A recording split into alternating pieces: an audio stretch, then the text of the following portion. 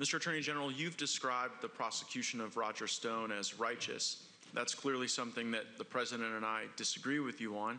I would suggest that perhaps the prosecution of Andrew McCabe, who lied 4 times, thrice under the penalty of perjury, would be more righteous. I would suggest to you that uncovering the criminal conspiracy that existed where people in our own government were trying to convince intelligence agents and operatives around the world to destabilize our elections and to discredit our president would perhaps be more righteous. But as we sit here today, I don't think that Mr. Stone or Mr. McCabe or any of those other folks are killing anyone or burning down our buildings. And so I'd like to focus our effort on the most acute need I believe our country has. You've recently said that you believe Antifa to be a terrorist organization. What's your basis for that belief? I'm not sure I said terrorist organization. I said we're investigating it as domestic terrorism. But Antifa, there are a number of violent extreme groups in the United States, and they're across the spectrum. Antifa is heavily represented in the recent riots. That's not to say they're the only group involved. And they have been identified as involved in a number of the violent mob actions that have taken place around the country. And Mr. Attorney General, I saw the chairman of the Judiciary Committee recently say that Antifa is a myth, that their involvement in this violence isn't something that is real. What's your reaction to the chairman? Well, I don't think it's a myth. Antifa can be best thought of, I think, as a umbrella term for what is essentially a movement comprised of loosely organized groups around the country. In some areas of the country, there are a number of groups, and there are sort of centers of activity. The groups, as I say, are loosely organized, but they are definitely organized. But since they have an anarchic temperament, they don't get along very well with each other. So I'm not suggesting it's a national organization that moves nationally.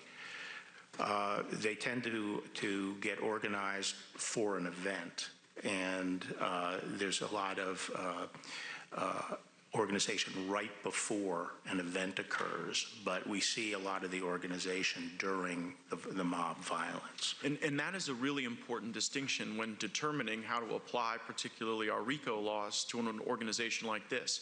If Antifa is merely something that inspires people to go out and commit violence, that strikes me as legally distinct from Antifa being an organizing influence to assist people in committing crimes. One question I get from my constituents as they watch the death and violence and disruption and chaos in Seattle and in Portland and in other places is whether or not there's a risk that that could metastasize to other areas of the country. Have you given consideration to the risk that might befall other American communities if the Department of Justice were not to take action to protect and preserve federal property in places like Portland? Yes, absolutely. You know, we are concerned about this problem metastasizing around the country.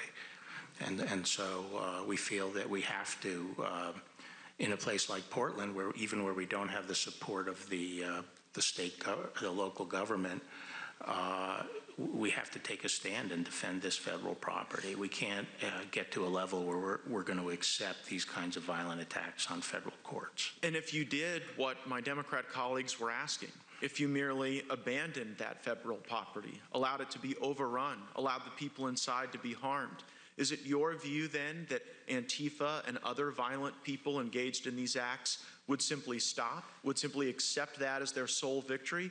Or is it your expert opinion, having dealt with a number of law enforcement and criminal cases in your legal career, that they wouldn't stop, that they would go to the next town, to the next community, and potentially inspire more violence? There's no doubt in my mind that it would spread. And what comfort can you give Americans in my district and around the country that you will stop this, that you will stop the burning and destruction of federal property, and that you will give confidence to regular Americans that they can go out in the streets without the risk of this terrorism? Well, as you can see in Portland, we have a relatively small number of federal officers who have been withstanding this for almost 2 months. It's a great strain, but we cannot just stand aside and allow the federal court to be destroyed. Thank you for your service and for your great work. I yield back.